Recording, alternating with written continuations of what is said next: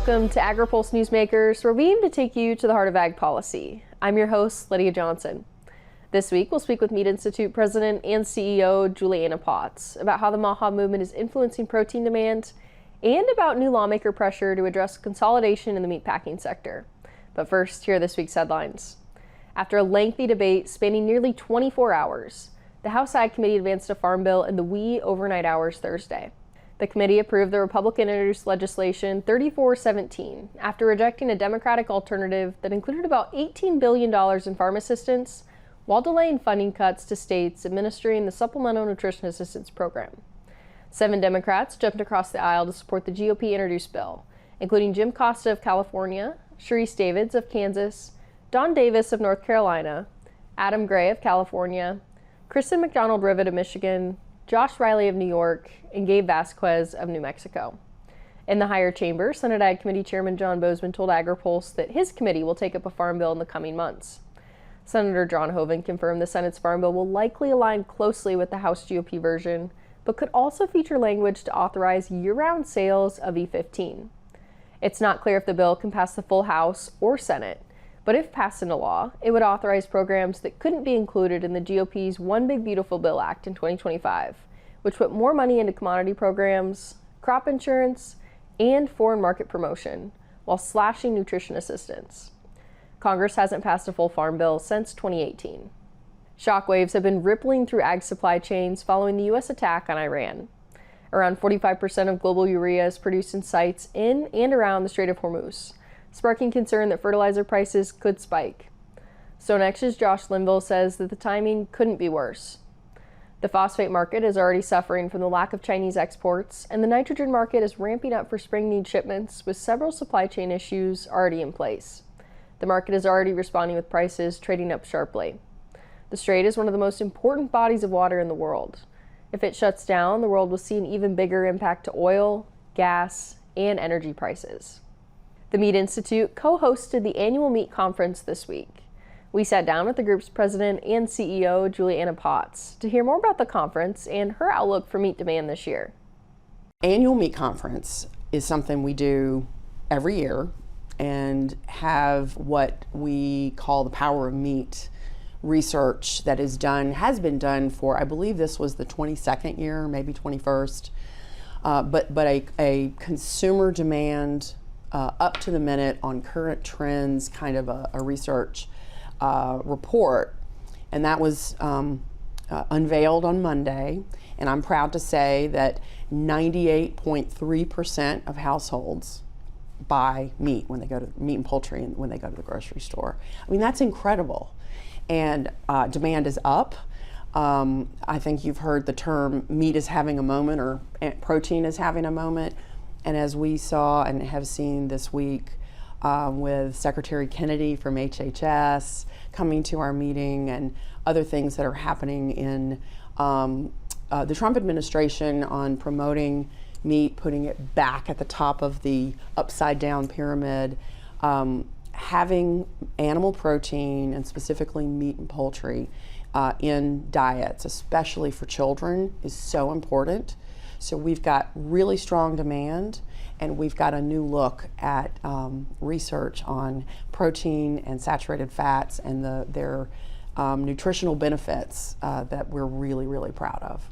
Yeah, and we'd be remiss to talk about consumer demand without mentioning weight loss drugs, GLP-1s. Oh, yes. You know, how do you see those playing as well as we look to the future? I think it's incredibly important for people who are eating, fewer calories as a result of being on GLP-1s. It's not just me, but doctors, healthcare providers, and those that are prescribing GLP-1s. There is no more nutrient-dense food than real animal protein, and so we're just excited that it's not.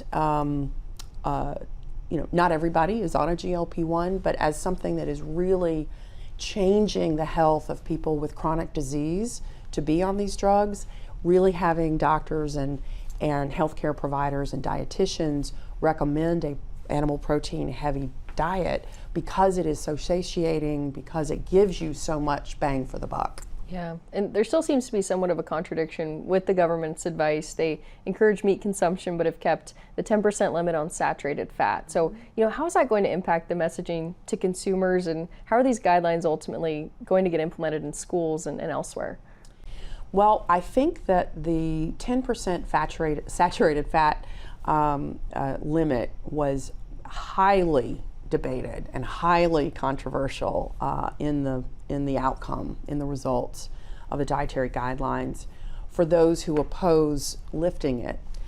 I think in the regulations that follow, there will be an opportunity to encourage additional consumption in line with what the other parts of the dietary guidelines say.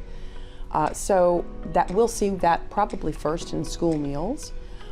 We think that will be forthcoming here very, very soon. We'll be back with more newsmakers right after this. As a cooperative, our customers are our owners. They share our profits and help guide our business.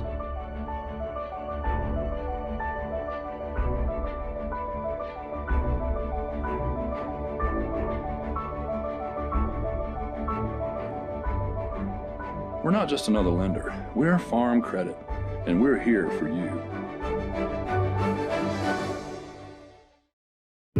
I think some of sustainability to farmers just comes second nature. If you asked a farmer, are you sustainable? They'd probably look at you maybe a little funny and say, I don't think I'm doing anything that special, but it really is just what they do.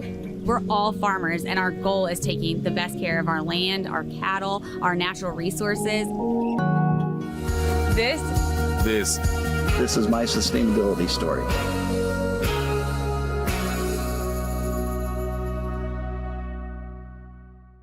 Welcome back. High beef prices have been a bipartisan concern, and Democratic lawmakers are releasing legislation to break up large meat processors. We asked Juliana Potts, the president and CEO of the Meat Institute, if that measure could actually bring down grocery prices. No. The proposal ostensibly is about affordability. But one of the reasons that meat and poultry have been so affordable for consumers for so long is because there's so much efficiency in the system as it exists today. There are some larger players, but there are also lots and lots of medium-sized and smaller players. We represent them all. We want all of them to be successful. And while the focus has a lot been on beef, the beef processors, those packers that have beef in their portfolio, as well as those that only process beef, they've been losing money for quarter after quarter. And that's due to a smaller than usual cattle herd in the country. You probably have heard it's the smallest it's been in 75 years. So you have a small herd coupled with high demand, and it really has not changed. It's going up. Even though it is more expensive, people are still willing to pay for it. And so when you have those fundamentals of supply and demand, you have higher prices. And what's being proposed here to break up packers and force the ones that have multiple species to pick one, you wouldn't do that to any other industry.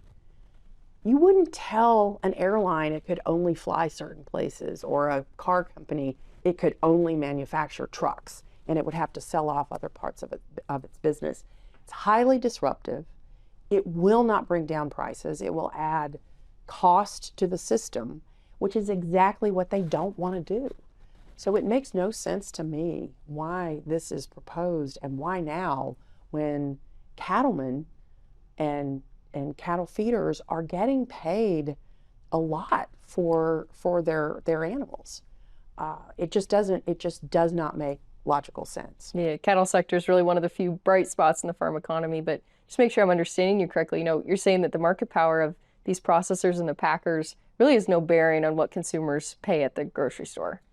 It really doesn't. Not right now. I mean, they are absorbing losses. They are absorbing losses this week, $350 a head. So they're not making money. And this, I'm just talking about beef right now. whether you have multiple species that you process, like poultry and pork as well, or you just process beef, everyone is losing money right now. And you mentioned just the amount when we were talking about beef packing in particular. How much processors are losing per head? I think you said over $300 per head was your estimate, but is Yeah. Is the government doing enough to increase cattle and beef supplies? I mean, beef is one of the very few bright spots in the farm economy, and producers, I was at CattleCon a few weeks ago, say we do not want government intervention. Oh, that is great, because we don't believe that there should be any government intervention. We agree on that. Producers are making great money, and that is wonderful. I am so, I'm thrilled that this is a bright spot, because there's so much of the farm economy that is, the cost of production is just, overwhelming. And there's real pain out there. But at least in cattle country, it is, they're getting paid well. And I think that's a wonderful thing. It's not a secret that the cattle herd is smaller because there was drought. Because coming out of COVID, there were a lot of the volatility in prices. And so it's not a surprise. No one is blaming producers for having a small herd. But I think to get to a place where we have enough and we're starting to look at balance so that consumers aren't bearing more of the cost, we have to incentivize growing the herd. And then maybe that's retaining heifers. And those incentives have to be discussed, I think, as policy, but it's not a sledgehammer. It's not a sledgehammer approach either by the administration or by Congress. It has to be a surgical approach. The producers really have to be the ones to provide the policy suggestions for how do we do this. We'll be back with more newsmakers, but first, Andrew Haneke looks at the ag trade deficit in this week's Ag by the Numbers. USDA is forecasting the U.S. ag trade deficit will fall by more than $14 billion. This chart shows the country's ag trade numbers since 2020. There's been a deficit since the middle of 2022. The most recent projection has the deficit at $29 billion, which would be the first time the deficit has been under $30 billion since 2023. It is important to note that all of the reduction in the deficit from fiscal year 2025 comes from reduced imports, not higher exports. For AgriPulse, I'm Andrew Haneke. I've worked at Coca-Cola for 21 years. We're delivering Dr. Pepper from our branded facility in Dallas, Texas. We're really proud to still make Pepsi products in America. You don't need a college degree to work here, but I put 4 kids through college by working here. This is a great place to work with great people and great American brands. Grocery stores, convenience stores, restaurants, they all depend on us. We deliver great paying jobs. We deliver beverages people love. We deliver for our community. For 35 years, soybean farmers have invested together to build demand for U.S. soy at home and around the world. Through the soy checkoff, farmers turn every dollar into stronger markets for U.S. soybeans, driving innovation and partnerships across feed, food, fuel, sustainable production, and beyond, led by farmers and built to last. U.S. Soy, 35 years of delivering value back to the farm and investing in the future of agriculture. Welcome back. Pressures of the farm economy were a big topic of conversation during the Farm Bill markup this week. Farm bankruptcies, rising input costs, and high interest rates. We're joined by Seth Meyer, director of the University of Missouri's Food and Agricultural Policy Research Institute, and Brett Gibbs with Bloomberg Intelligence on our panel this week. To begin the conversation, I asked Seth about his outlook on the farm economy right now.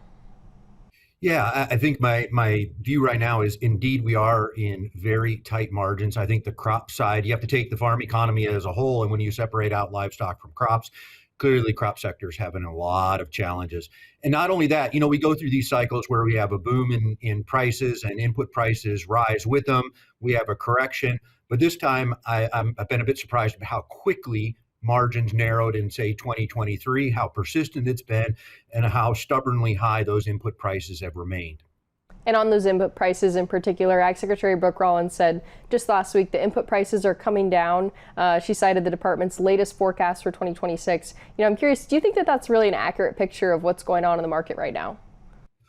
Well, so I think some of the challenges is when the secretary talked about it, she talked about it explicitly in real dollar terms. You know, we're going to get into the economic terms here pretty quick. I think that what producers may not expect to see is actual nominal dollars, what they pay, have much of a decline. I think that that's a real challenge. And I think it's a real challenge when we don't see much of they are also not forecasting much improvement on the crop side for returns either. And Brett, I'd like to bring you into the conversation with all the pressures on the farm economy right now. Lawmakers are continuing to push for strong biofuel policy to drive demand. What are you expecting from the new usage mandates or renewable volume obligations that the EPA is expected to release soon? We expect this to be one of the most robust biomass-based diesel mandates to date. We're now almost 9 months past the proposal. That's nothing new for this industry. We've become very accustomed to EPA and other policy folks, coming forth with mandates very much delayed. But I think finally, as an industry, there's a consensus around the volumes. There have been a lot of different components of, aside from the volumes, where there are going to be changes to the mandate that would directly incentivize domestic inputs, which was a primary focus across ag. It appears that that is going to be out of the proposal. However, the strong volumes alone will be supportive to the bio producers' margin, require a lot of feedstock. And when you layer that in with the tax credit changes in the One Big Beautiful Bill, we see it very constructive for ag. And you can see that evidenced in the soybean oil rise year to date. The corn and ethanol story is a little bit different on E15, but from an RVO perspective alone, we expect that to be very constructive. Yeah, and these RVOs are already long overdue. I mean, what does this uncertainty and the delay of those do to markets? Yeah, it's really, really tough, especially from particularly a biodiesel producer. They're a little bit smaller, whether it's integrated with a soy crush facility, and they don't have the big financial backing of these large refiners that have entered the renewable diesel space. So you're seeing the impacts more acutely on biodiesel. And even still now, the market has moved, meaning the credit price for RINs, the primary economic or financial instrument that determines the incentive structure of these mandates, it's gone up 50% or so year to date, even without the final mandates out. The thing is, why we're moving now is because of that lag effect. Biodiesel probably will need, 2 to 3 months where you need to purchase the proper feedstock. Some of these facilities let go of talent. You really need to get your ducks in a row here to actually meet the mandate that, again, we're probably going to get at the end of the month. So that would be 3 months into the year, and you're going to have to try and meet an annual target in really 9 months now. We'll be back with more Newsmakers right after this. I've worked at Coca-Cola for 21 years. We're delivering Dr. Pepper from our brand new facility in Dallas, Texas. We're really proud to still make Pepsi products in America. You don't need a college degree to work here, but I put 4 kids through college by working here. This is a great place to work with great people and great American brands. Grocery stores, convenience stores, restaurants, they all depend on us. We deliver great paying jobs. We deliver beverages people love. We deliver for our community.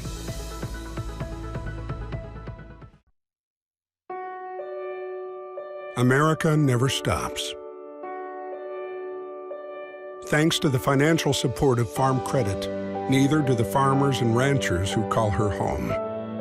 Since the beginning, we've been helping rural America show the world what hard work can achieve.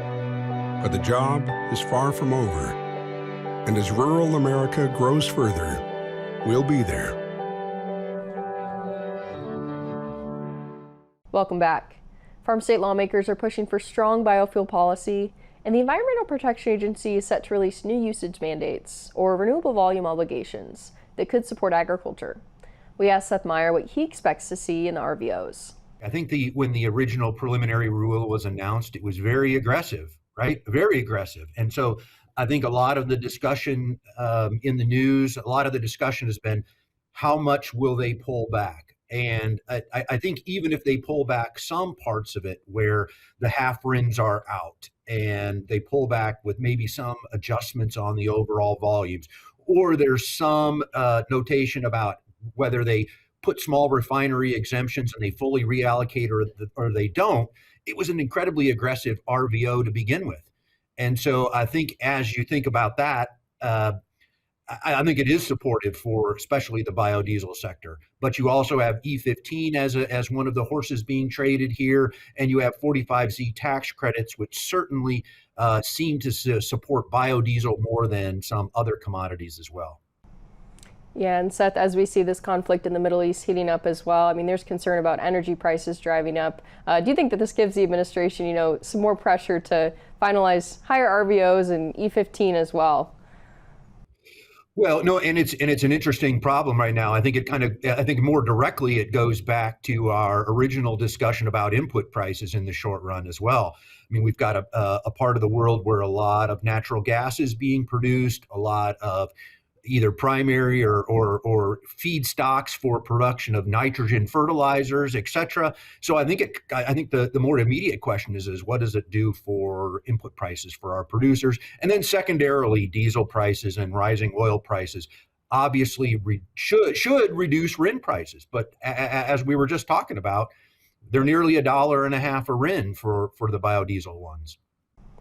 Yeah, and Brett, as we see this conflict in the Middle East continue on, what will you be watching? What should farmers be watching through this conflict? Seth mentioned those input costs.